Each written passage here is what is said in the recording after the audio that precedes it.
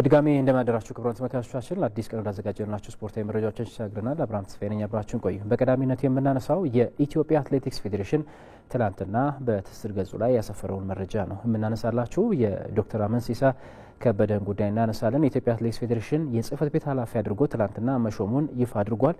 በተለይ ከዚህ ከቶኪዮ የዓለም አትሌቲክስ ሻምፒዮና ጋር በተያያዘ የኢትዮጵያ አትሌቲክስ ፌዴሬሽንን ጨምሮ አትሌቶችም አሰልጣኞችም እንዲሁም በየዘርፉ ያሉ አካላቶች ተጠያቂ እንደሆኑ ይታወቃል። ከውጤቱ ጋር በተያያዘ በጣም ደካማ ውጤቶች መመዝገባቸው የሚታወስ ነው። የኢትዮጵያ አትሌቲክስ ፌዴሬሽን እንደውም ወደ ቶኪዮ ዓለም አትሌቲክስ ሻምፒዮና ከማቅናቱ በፊት በእቅድ ደረጃ ይዞት የነበረው ሜዳሊያ ብዛት ወደ 10 እንደነበረ ይታወቃል። የ4 የወርቅ፣ የ4 የብር እንዲሁም 2 የናስ ሜዳሊያዎችን የማስመዝገብ እቅድ እንደነበሩ ይታወቃል። ነገር ግን ኢትዮጵያ እነዚህ ሜዳሊያዎች ማሳካት አልቻለችም። ጭራሽ ምንም አይነት የወርቅ ሜዳሊያ ነው ከውድድሩ ሳታስመዘግብ የመጣችው። በዚህ ውድድር ላይ የአትሌቶች ማቋረጥ፣ የአትሌቶች ተደርበው ውድድሩን ማጠናቀቅ፣ ከዛ በዘለ ደግሞ እንዲሁም የመፎካከር ደረጃ ራሱ ከአመት ወደ አመት እጅግ በጣም እየተዳከመና እየቀነሰ የመጣበት አመት እንደነበረ በደንብ ብዙሃኖች የተመለከቱት ጉዳይ ነበር ብሎ ማንሳት ይቻላል። በቅርቡ በነበረው የኢትዮጵያ አትሌቲክስ ፌዴሬሽን ጋዜጣዊ መግለጫ ወቅትም የኢትዮጵያ አትሌቲክስ ፌዴሬሽን ይሄን ጉዳይ እንዳመነበትም ሀሳብ ሰጥቶ እንደነበር ይታወቃል። ብዙ ማስተካከያዎችን እንደሚሰጥ ከዚህ በኋላ እንደሚሰራ ከዚህ በኋላ በሚኖሩ የአገር አቋራጭ የዓለም ሻምፒዮና የኦሎምፒክ ውድድሮች ላይ ደግሞ ኢትዮጵያ የተሻለ ውጤት እንድታስመዘገብ ብዙ ስራዎች መሰራት እንዳለባቸውና እሱን ለመስራት ደግሞ ጊዜው አሁን ስለመሆኑ የኢትዮጵያ አትሌቲክስ ፌዴሬሽን ይፋ ማድረጉ የሚታወቅ ነው።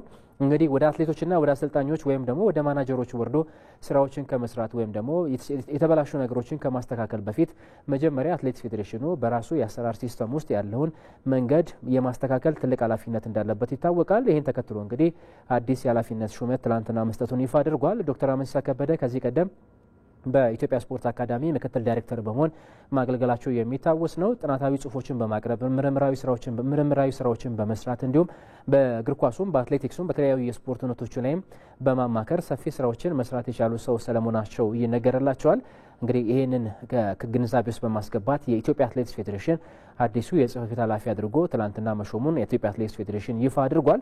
በብዙ መስፈርታዊ መንገዶች ወይም ደግሞ ተቋማዊ ለውጥ ለማድረግ ከማሰብ የመነጨ ሹመት ስለመሆኑም የኢትዮጵያ አትሌቲክስ ፌዴሬሽን ነው ትላንትና ይፋ ማድረግ የቻለው። እንግዲህ የትምህርት የዝግጅት ጊዜያቸው ሙያቸውን ያገለገሉበት የሙያ ደረጃቸው እንዲሁም ደግሞ ለስፖርቱ ምን ያክል ቅርብ ናቸው የሚሉ ጉዳዮች ከተወዳደሩ ተወዳዳሪዎች መካከል በጣም ቅርብ መሆናቸውን ተከትሎ እንግዲህ ዶክተር አመንሲሳ ከበደ የዚህ ቦታ ኃላፊ ሆነው በቀጣይ በኢትዮጵያ አትሌቲክስ ፌዴሬሽን ውስጥ እንደሚያገለግሉ ይፋ ተደርጓል። በቀጣይ እንግዲህ ትልቅ የቤት ስራ ይኖርባቸዋል ተብሎ ነው የሚጠበቀው። በተለይ በሳቸው በጥናት በሚያደርጉባቸው ሪፖርቶችን በሚያቀርቡባቸው ሰዓቶች ላይ በኢትዮጵያ ውስጥ ያሉ የአትሌቲክሱም ይሁን የእግር ኳሱ ችግሮች ምን እንደሆኑ ነቅሰው ያውቃሉ ተብሎ ነው የሚታሰበው። ስለዚህ ይህንን ሀሳባቸውን ወደ አትሌቲክስ ፌዴሬሽኑ አምጥተው አትሌቲክስ ፌዴሬሽኑ ጋራ በጋራ በመሆን አትሌቲክሱ ላይ ያሉ ችግሮች ምንድናቸው፣ ምንስ ቢሰሩ ውጤቶች ሊመጡ ይችላሉ የሚሉ ሀሳቦችን በማቅረብ እንግዲህ በማገዝ ትልቅ አበርክቶ ይኖራቸዋል ተብሎ ነው የሚጠበቀው። የኢትዮጵያ አትሌቲክስ ፌዴሬሽን እንግዲህ የትላንትና ይህንን ሹመት ይፋ አድርጓል።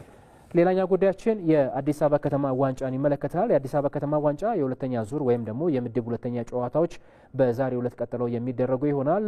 ኢትዮጵያ ንግድ ባንክ ዛሬ መርሃ ግብሩን ያከናውናል። ከኢትዮ ኤሌክትሪክ ጋር ነው የሚያከናውነው። ቅዱስ ጊዮርጊስ ደግሞ ከፋሲል ከነማ ጋር የሚገናኝበት መርሃ ግብር ዛሬ ከሚደረጉ ጨዋታዎች መካከል የሚጠበቁ ናቸው። የቅዱስ ጊዮርጊስና የፋሲል ከነማ መርሃ ግብር 10 ሰዓት ሲል ይጀምራል። የኢትዮ ኤሌክትሪክና የኢትዮጵያ ንግድ ባንክ ጨዋታ ደግሞ 8 ሰዓት ላይ የሚደረግ መርሃ ግብር ነው። የአዲስ አበባ ከተማ የህዳሴ ዋንጫ የመጀመሪያ ጨዋታዎች ሲደረጉ ኢትዮጵያ ቡና ቅዱስ ጊዮርጊስ ሽንፈት ኢትዮጵያ ቡና ሲያሸንፍ ቅዱስ ጊዮርጊስ ደግሞ ሽንፈት ማስተናገዱ የሚታወስ ነው። ኢትዮጵያ ቡና ኢትዮጵያ ንግድ ባንክን ነበር 3-1 በሆነ ውጤት ማሸነፍ የቻለው። ቅዱስ ጊዮርጊስ ደግሞ በመቻል የ4-0 ሽንፈት ማስተናገዱ የሚታወስ ነው። ቅዱስ ጊዮርጊስ ወደ አሸናፊነት ለመመለስ የሚያደርገው ጨዋታ ይሆናል። ኢትዮጵያ ንግድ ባንክን በተመሳሳይ ከኢትዮጵያ ቡና በደረሰበት የ3-1 ሽንፈት አገግሞ ወደ አሸናፊነት ለመምጣት የሚያደርገው ጨዋታ ነው የሚሆነው። ኢትዮ ኤሌክትሪክና ፋሲል ከነማ ግን የመጀመሪያ ጨዋታቸውን የሚያከናውኑበት እንደመሆኑ መጠን ነጥብ ለመውሰድ የሚያደርጉ ጨዋታ ይሆናል ተብሎ ነው የሚጠበቀው። በተለይ ከዚህ ከአዲስ አበባ ከተማ ህዳሴ ዋንጫ ጋር በተያያዘ ስቴዲየም ላይ ተጋፊዎች ገብተው ይህንን ጨዋታ እንዲመለከቱ መደረጉ በተለይ በጥሩ መንገድ ከሚነሱ ጉዳዮች መካከል አንዱ ነው ብሎ ማንሳት ይቻላል።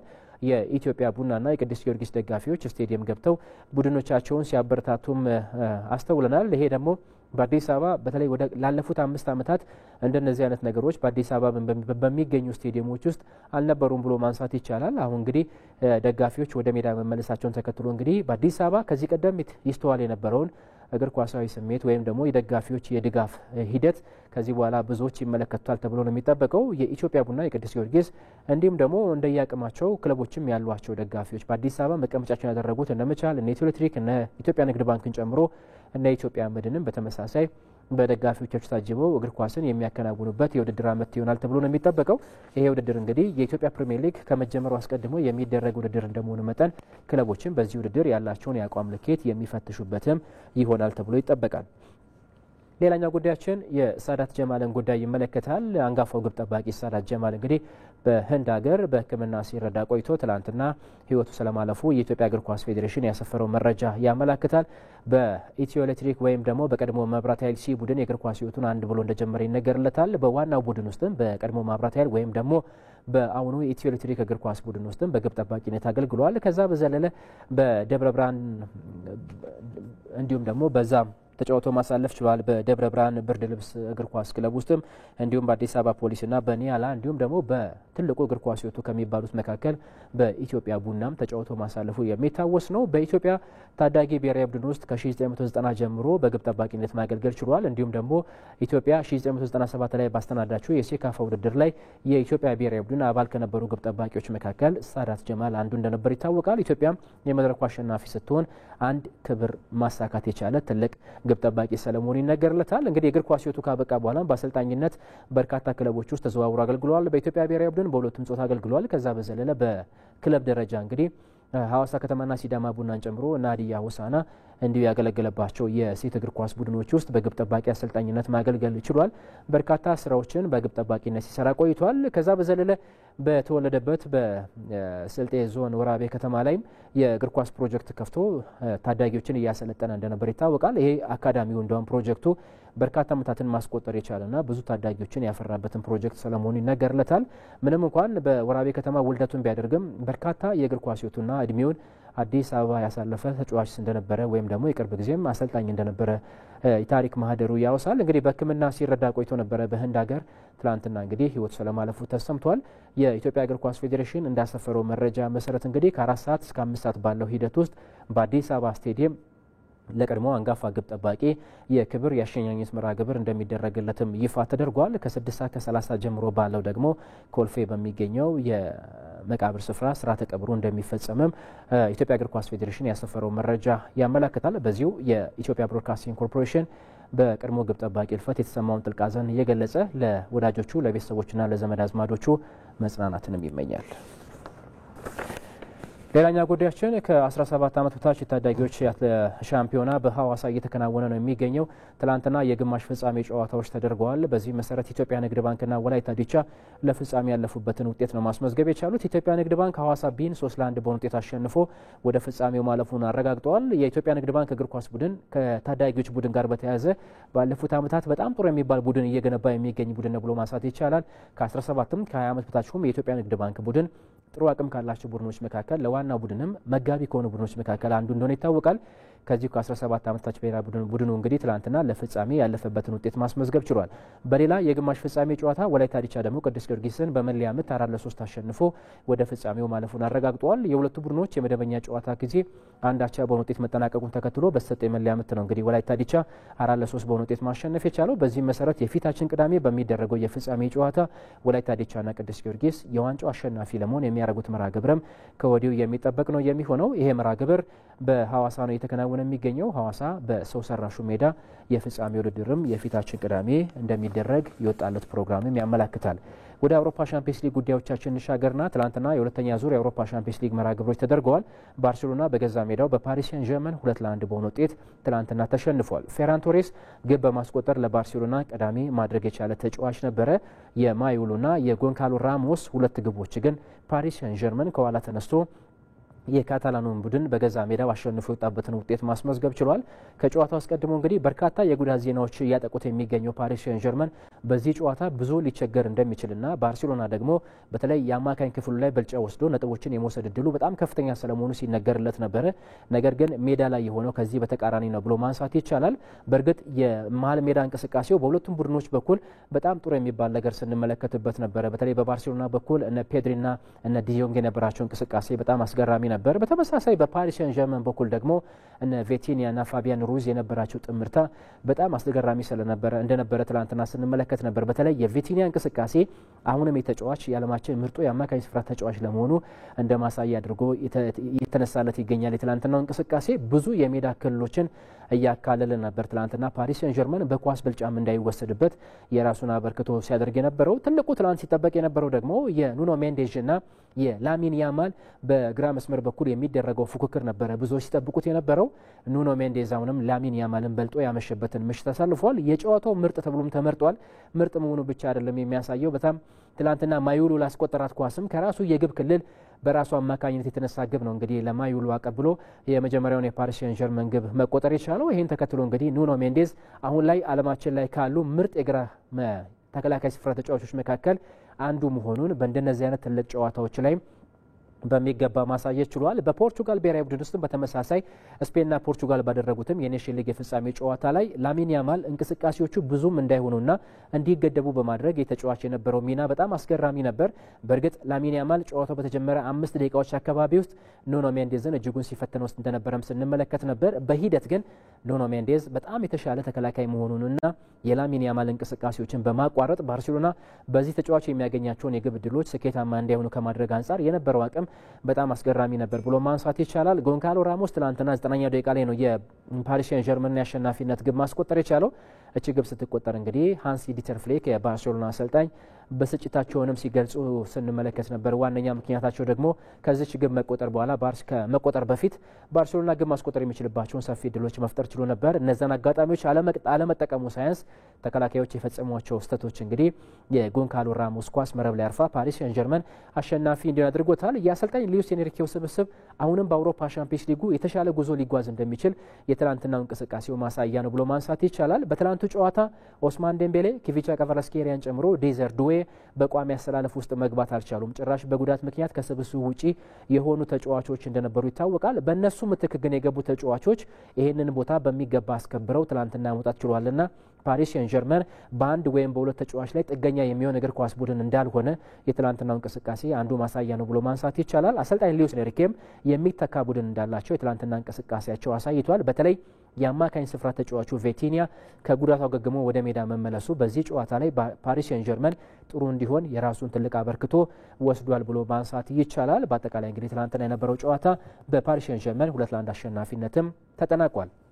ሌላኛው መርሃ ግብር በአርሰናልና በኦሎምፒያኮስ መካከል የተደረገ ጨዋታ ነበረ። በኤምሬትስ ስቴዲየም የተደረገ ጨዋታ ነው። ይህ ጨዋታ 2-0 በሆነ ውጤት በአርሰናል አሸናፊነት ተጠናቋል። ጋብሪኤል ማርቲኔሊና ቡካዮ ሳካ ሁለቱን የአሸናፊነት ኳሶች ደግሞ ለአርሰናል ማስቆጠር ችለዋል። አርሰናል በሁለተኛው አጋማሽ በኦሎምፒያኮስ የኳስ ብልጫ የተወሰደበት የሙከራ ድልም ላይ በዛው ልክ የተወሰደበት አጋማሽ ነበር ብሎ ማንሳት ይቻላል። የአርሰናል ደጋፊዎች ትናንትና ምንም እንኳን ቡድናቸው ቢያሸንፍም በቡድኑ እንቅስቃሴ ግን ደስተኛ አይደሉም ብሎ ማንሳት ይቻላል። በተለይ አርሰናል ከዚህ ቀደም የሚታወቅበት የነበረውን የማራኪ የኳስ ፍሰት በትላንትናው ጨዋታ እምብዛም አሳይቷል ተብሎ አይታምንም። ኦሎምፒያኮስ እንደውም ግብም አስቆጥረው ነበር፣ በቫር ተሽሮባቸዋል። ከዛ በዘለ ደግሞ በጣም ግብ መሆን የሚችሉ በርካታ ድሎችን አግኝተው ነበረ። የአርሰናሉ ግብ ጠባቂ ዴቪድ ራያ እንግዲህ ኳሶቹ መረብ ላይ እንዳያርፉ የነበረው አስተዋጽኦ በጣም ትልቅ ነበር ብሎ ማንሳት ይቻላል። ቡካዮ ሳካ፣ ኤብሪቼ ኤዜን ጨምሮ ዲክላን ራይስ ትላንትና በተቀያሪ ወንበር ላይ ጀምረው ነበር ጨዋታቸውን የጀመሩት።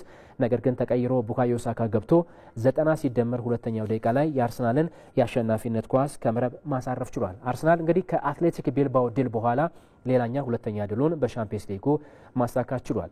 ሌላኛ ጉዳያችን የሞናኮና የማንቸስተር ሲቲ ይሆናል። በፈረንሳይ የተደረገ ጨዋታ ነበር። ማንቸስተር ሲቲ ከአንድም ሁለት ጊዜ መራበት፣ ነገር ግን ነጥብ የተጋራበት ጨዋታ ሆኖ ተጠናቋል። ኤርሊንግ ብራውት ሃላንድ ትናንትና ሁለቱንም የማንቸስተር ሲቲ ግቦች ማስቆጠር ችሏል። በዚህ ውድድር ዓመት እንግዲህ በጣም ጥሩ የሚባል ጊዜን እያሳለፈ ነው የሚገኘው ማንቸስተር ሲቲ። እንደውም በሚፈለገው ልክ ባይሆንም ምናልባት ተጫዋቹ ግን በግሉ በጣም ጥሩ የሚባል ቁጥራዊ መረጃዎችን እያስመዘገበ ነው የሚገኘው። እንደውም ተጫዋቹ አሁን ባለው እድሜው ያስመዘገባቸው ቁጥሮች ሊዮኔል አንድሬስ ሜሲና ክርስቲያኖ ሮናልዶ ካስመዘገቧቸው ቁጥሮች ይበልጣልና ወደፊት በጣም ብዙ ተስፋ የሚጣልበት የፊት መስመር ተጫዋች ስለመሆኑ አሳይቷል።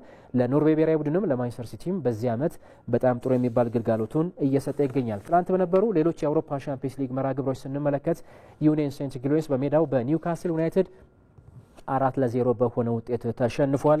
ኒክ ቮልትሜድ የቀዳሚነቷን ግብ ለኒውካስል ዩናይትድ ማስቆጠር ችሏል። የተጫዋች በመጀመሪያ የአውሮፓ ሻምፒዮንስ ሊግና የእንግሊዝ ፕሪሚየር ሊግ ጨዋታው ለኒውካስል ዩናይትድ ግብ ያስቆጠረ በታሪክ የመጀመሪያው ተጫዋች መሆን የቻለበትን አዲስ ታሪክም ትላንትና መጻፍ ችሏል። አንቶኒ ጎርደን 2 ግቦችን በፍጹም ቅጣት ምት አስቆጥሯል። ሃርቪ ባርነስ ደግሞ ሌላኛዋን ኳስ ከመረብ ማሳረፍ የቻለ ተጫዋች ነው። ትላንት በነበሩ ሌሎች መርሃ ግብሮች ካራባክ ኤፍሲ ኮፐንሃገንን ትላንት 2-0 በሆነ ውጤት ማሸነፍ ችሏል።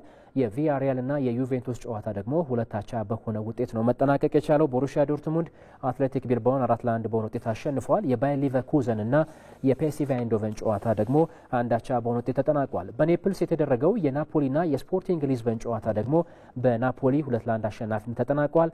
ራስማስ ሆይሉንድ ሁለቱንም የአሸናፊነት ኳሶች ለናፖሊ አስቆጥሯል። በማንቸስተር ዩናይትድ ከማይፈለጉት መካከል አንዱ ሆኖ ወደ ናፖሊ ማቅናቱ የሚታወቅ ነው። ለኔፕልስ ቡድን ግን ትልቅ አበርክቶ እየሰጠ የሚገኝ ተጫዋች መሆኑ ትናንትና አሳይቷል። ኬቨን ዲብራይን ደግሞ ሁለቱን ኳሶች አመቻችቶ ማቀበል የቻለ ተጫዋች ነው። በቺሊ አስተናጋጅነት የተከናወነ የሚገኘው ከ20 ዓመት በታች የዓለም ዋንጫ እየተከናወነ ነው የሚገኘው። ትላንትና ከምድብ 5 እና 6 የምድብ ሁለተኛ መርሃ ግብሮች ተደርገዋል። በዚህም መሰረት ትላንትና ስፔንና ሜክሲኮ የተገናኙበት ጨዋታ 2-2 በሆነ ውጤት ተጠናቋል። በጣም አስገራሚ ውጤት ግን ትላንትና ብራዚል በሞሮኮ 2-1 በሆነ ውጤት ተሸንፋለች። ሞሮኮ የምድቡን የመጀመሪያ ጨዋታዋን ከስፔን ጋር ከናውና ማሸነፏ የሚታወስ ነው። ትላንት ደግሞ ጠንካራዋን ሌላኛዋን ደቡብ አሜሪካ ሀገር ብራዚልን 2-1 በሆነ ውጤት አሸንፋ በ6 ነጥቦች ይህንን ምድቧን እየመራች ነው የምትገኘው። ሞሮኮ እንግዲህ ከ2022 የኳታር ዓለም ዋንጫ በኋላ በየትኛውም ብሔራዊ ቡድኗ በዓለም አቀፍ መድረክ ባደረገቻቸው ውድድሮች እጅግ በጣም ስኬታማ ናት ብሎ ማንሳት ይቻላል። ምንም እንኳን አፍሪካ ውስጥ ብትገኝም አውሮፓውያንና ላቲን አሜሪካውያንን ጨምሮ በዓለም ዙሪያ የሚገኙ እግር ኳስ ክለቦችን በደንብ መገዳደር የሚችል ጠንካራ ብሔራዊ ቡድን መገንባቷን ትላንትና አሳይታለች። አርጀንቲና ደግሞ አውስትራሊያን 4-1 በሆነ ውጤት አሸንፋለች። የቻይና ኦፕንን እናንሳ። በቀጣይ በቻይና ኦፕን ትላንትና ያኒክ ሲነር ሻምፒዮን የሆነበትን ወይም አሸናፊ የሆነበትን ውጤት ማስመዝገብ ችሏል። ከአሜሪካዊው ሌነርቴ ጋር ነበር መርሃ ግብሩን ማከናወን የቻለው ያኒክ ሲነር። ጣሊያናዊ የዓለም ቁጥር እንግዲህ ትላንትና 2-0 በሆነ ውጤት አሸንፏል። 6-2 6-2 ትላንት ያሸነፈባቸው ውጤቶች ሆኖ ተመዝግበዋል። እንግዲህ ይህ ተጫዋች ከኖቫክ ጆኮቪች እና ከራፋኤል ናዳል በመቀጠል በቻይና ኦፕን ብዙ ጊዜ ያሸነፈ ሶስተኛው የሜዳ ቴኒስ ተጫዋች መሆን ችሏል። ምናልባት ከዚህ በኋላ 1 እና 2 መርሃ ግብሮችን በቻይና ኦፕን ማሸነፍ የሚችል ከሆነ በዚህ በቻይና ኦፕን ብዙ ጊዜ ያሸነፈ ቁጥር 1 ተጫዋች የሚሆንበትም ውጤት ያስመዘግባል ተብሎ ነው የሚጠበቀው። አምና ለፍጻሜ ደርሶ በአሁኑ የዓለም ቁጥር 1 ስፔናዊው ካርሎስ አልካራዝ ተሸንፎ ሁለተኛ ደረጃን ይዞ ማጠናቀቁ የሚታወስ ነው። ግን በዚህኛው ውድድር ዓመት ይሄንን ውጤቱን ቀልብሶ አንደኛ ደረጃን ይዞ ማጠናቀቅ የቻለበትን ውጤትም ማስመዝገብ ችሏል። ሌላኛው ጉዳያችን የብስክሌት ጉዳይን ይመለከታል። አፍሪካ ብሎም ኢትዮጵያ በዓለም አቀፍ ደረጃ የሚደረጉ የብስክሌት ውድድሮችን በታሪክ ለመጀመሪያ ጊዜ የማስተናገድ እድል አግኝተዋል። የኢትዮጵያ ብስክሌት ፌዴሬሽን እንግዲህ ትላንትና ይፋ ባደረገው መረጃ መሰረት ዓለም አቀፉ የብስክሌት ውድድር በአዲስ አበባ አስተናጋጅነት እንደሚከናወን ይፋ አድርጓል። ይሄ ደግሞ በኢትዮጵያም በአፍሪካም ደረጃ ለመጀመሪያ ጊዜ የሚደረግ ውድድር ስለመሆኑ ነው የኢትዮጵያ ብስክሌት ፌዴሬሽን ትላንትና ይፋ ማድረግ የቻለው። እንግዲህ ከ25 ሀገራት የተውጣጡ ከ110 በላይ ስፖርተኞችም በዚህ ውድድር ላይ እንደሚሳተፉ ተነግሯል። ከአሜሪካ ከአውሮፓና ከተለያዩ የዓለም ክፍሎች የተውጣጡ እንግዲህ ስፖርተኞች በዚህ ውድድር ለመካፈል ወደ አዲስ አበባ እንደሚመጡ ነው መረጃዎች የሚያሳዩት። ውድድሩ እንግዲህ በመጋቢት ወር ይደረጋል ተብሎ ነው የሚጠበቀው። ለዚህ ውድድር በቂ የሆኑ ቦታዎችም ስለመዘጋጀታቸው ይፋ ተደርጓል። እንደነዚህ አይነት የብስክሌት ውድድሮች እንግዲህ ዳገታማና ተራራማ ቦታዎችን ይፈልጋሉ። ለዚህም ደግሞ አስፈላጊ ቦታ ዝግጅት ስለመደረጉ የኢትዮጵያ ብስክሌት ፌዴሬሽን ይፋ ማድረግ ችሏል። ለብስክሌት ውድድሩ እንግዲህ የዝግጅት ስፍራዎች መጀመራቸውን የተናገሩት የኢትዮጵያ ብስክሌት ፌዴሬሽን ፕሬዝዳንት ወንድሙ ኃይሌ ዓለም አቀፍ የብስክሌት ማህበር በመጋቢት ወር የሚካሄደውን መርሃ ግብር በውድድር ካላንደር ውስጥ እንዳስገባውም መግለጻቸው ተነግሯል። የብስክሌት ማህበር የውድድር መርሃ ግብር ላይ የገባው በኢትዮጵያ ታሪክ ለመጀመሪያ በአፍሪካም ታሪክ ለመጀመሪያ የከተማ ማውንቴን ባይክ ውድድር ወይም ሲቲ ማውንቴን ባይክ ኢትዮጵያ ታስተናግዳለች። መጣው መጋቢት ላይ ወይም ማርች ላይ ኢትዮጵያ የዓለም አቀፍ ውድድር ታስተናግዳለች። በዚህ ውድድር እስከ 110 ተጫዋቾች ይጠበቃሉ። ከ25 አገሮች በላይ የአውሮፓና የአሜሪካ ሀገሮች ይሳተፋሉ። ውድድሩ የሚዘጋጀው በአዲስ አበባ ከተማ ነው። የጎዳና ውድድር ሳይሆን የሲቲ ማውንቴን ባይክ የሚባል የውድድር አይነት ነው የሚደረገውና ስለዚህ ለዚህ ቅድመ ሁኔታዎች ዝግጅት ስራዎች በእኛ በኩል ተጀምረዋል። መንግስት አውቆታል። ዓለም አቀፍ ብስክሌት ማህበር እውቅና አድርጎ ሰጥቶናል። በዛው ካላንደር ላይ አስገብቶታል። ስለዚህ የውድድር ፊት ለፊት የሚናካሄድ ነው የሚሆነውና የዩሮፓ ሊግና የአውሮፓ ኮንፈረንስ ሊግ የምድብ ሁለተኛ ዙር ጨዋታዎች ዛሬ የሚደረጉ ነው የሚሆነው። ዛሬ የእንግሊዝ ሁለት ቡድኖች በዩሮፓ ሊግ፣ አንድ ደግሞ ቡድን በአውሮፓ ኮንፈረንስ ሊግ የሚሳተፍ ነው የሚሆነው። አስቶን ቪላና ኖቲንጋም ፎረስት በዩሮፓ ሊግ፣ ክሪስታል ፓላስ ደግሞ በአውሮፓ ኮንፈረንስ ሊግ የሚሳተፉ ቡድኖች እንደሆኑ ይታወቃሉ። አስቶን ቪላ ከሜዳ ውጪ ወደ ኔዘርላንድ ተጉዞ ከፌኖርድ ጋር መርሃ ግብሩን ያከናውናል። ኖቲንጋም ፎረስት ደግሞ በሲቲ ግራውንድ ስቴዲየም እዛው እንግሊዝ ላይ ማለት ነው የዴንማርኩን ሚትላንድ እግር ኳስ ክለብን የሚያስተናግድበት ጨዋታ ይጠበቃል። ፎረስት በመጀመሪያው የአውሮፓ መድረክ ውድድሩ ከሪያል ቤቲስ ጋር ሁለታቻ መለያየቱ የሚታወስ ነው። አስቶን ቪላ ደግሞ በቪላ ፓርክ ያደረገውን የመጀመሪያ ጨዋታ ቦሎኛን በማኪን ብቸኛ ኳስ 1-0 በውጤት ማሸነፉ የሚታወስ ነው። ዛሬ እንግዲህ እነዚህ ሁለቱ ቡድኖች የሁለተኛውን ዙር ጨዋታቸውን የሚያከናውኑ ነው የሚሆነው። በአውሮፓ ኮንፈረንስ ሊግ ክሪስታል ፓላስ ደግሞ ከዳይናሞ ኬቭ የሚያደርገው ጨዋታ ይጠበቃል። የዩክሬኑ ክለብ እንግዲህ ዩክሬን አሁን ካለችበት ግጭት ጋር በተያያዘ በሀገሩ መርሃ ግብሮችን እያከናወነ አይደለም የሚገኘው። ይህን ተከትሎ እንግዲህ ክሪስታል ፓላስ የሜዳ ዕድል የመውሰድ ዕድሉም የተሻለ ነው ብሎ የተነገረለት ነው የሚገኘው። በአውሮፓ በእንግሊዝ ፕሪሚየር ሊግ እስካሁን ድረስ ያልተሸነፈ ቡድን ነው ክሪስታል ፓላስ። ይህንን ውጤቱን ያስቀጥላል ወይስ ደግሞ ለመጀመሪያ ጊዜ ሽንፈት ያስተናግዳል የሚለው ነገር ዛሬ በኮንፈረንስ ሊጉ የሚደረገው መርሃ ግብር ይበልጥኑ እንዲጠበቅ አድርጎታል። ክቡራን ተመልካቾቻችን ለአዲስ ቀን ያዘጋጀንላችሁ ስፖርታዊ መረጃዎቻችን በዚህ አብቅተዋል። በያላችሁበት መልካም ቀን ይሁንላችሁ።